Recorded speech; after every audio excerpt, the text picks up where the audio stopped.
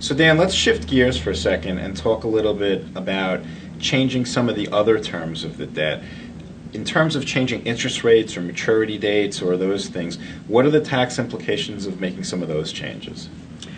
Other than a straight debt reduction, which we've talked about, if the debt is modified and the modification is considered significant within the meaning of certain code provisions, then that results in the borrower and lender being treated as if they exchanged a new debt for the old debt, and the old debt is retired.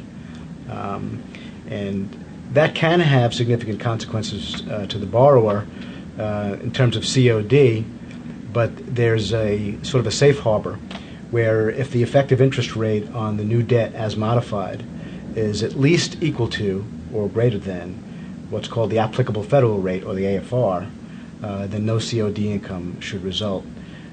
If the opposite is true, if the effective yield is less than the AFR, then COD will result to the extent that the principal amount of the modified debt exceeds the present value of the payments under that debt, discounted at the AFR.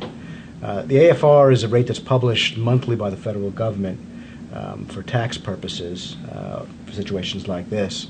It's based upon U.S. Treasury yields, and there's a midterm and a short-term and a long-term rate depending upon the duration of your instrument. But if your effective yield is greater than the AFR, then generally you won't have COD income.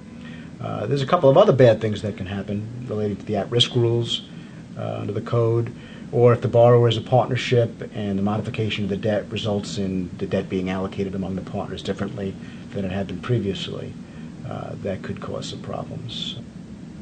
Now the AFR rate is fairly low. The midterm AFR rate I think is around 2.75%.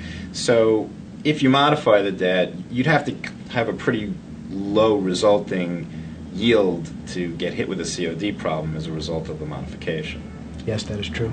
Now what exactly causes a modification, and more importantly, when is it ever significant? Almost anything, any change to a debt instrument is going to cause a modification. If you breathe on it, it's going to be considered modified. But the important question is whether the modification is significant. And the regulations in this area are mind-numbingly complicated, and you have to go through all the steps to figure out whether it's significant or not. Boiled down to simple terms, if you have a change in interest rate that's more than 25 basis points, that's considered significant. If there's a change in obligor or in collateral on the debt instrument, that's considered significant. A change in the timing of principal payments is considered significant. So this is pretty much of a hair trigger rule. I mean, the things you're that's describing, what it's known as. That's right. These are pretty minor modifications, so any of those things is going to really cause you to take a hard look at what you've done. Absolutely. That's right. So let's shift gears again. A lot of people are out there in the market looking to buy back their own debt.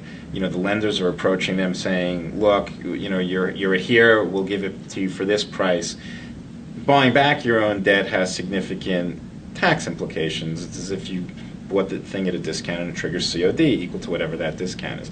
But what people seem to want to do a lot of is forming a new entity to go out and buy that debt instead of buying it themselves. Now, is that a tactic that generally can work in this scenario? Well, that loophole was closed, at least in a related party context, back in 1984.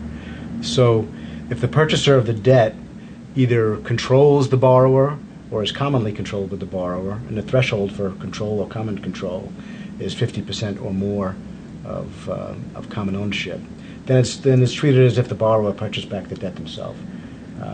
So forming a new entity doesn't really do anything. If you have overlapping ownership of more than 50%, it triggers the whole thing. That's right. And can I stick my kids in there instead of buying it myself? You can't stick your kids in there, but you can stick your brother in there.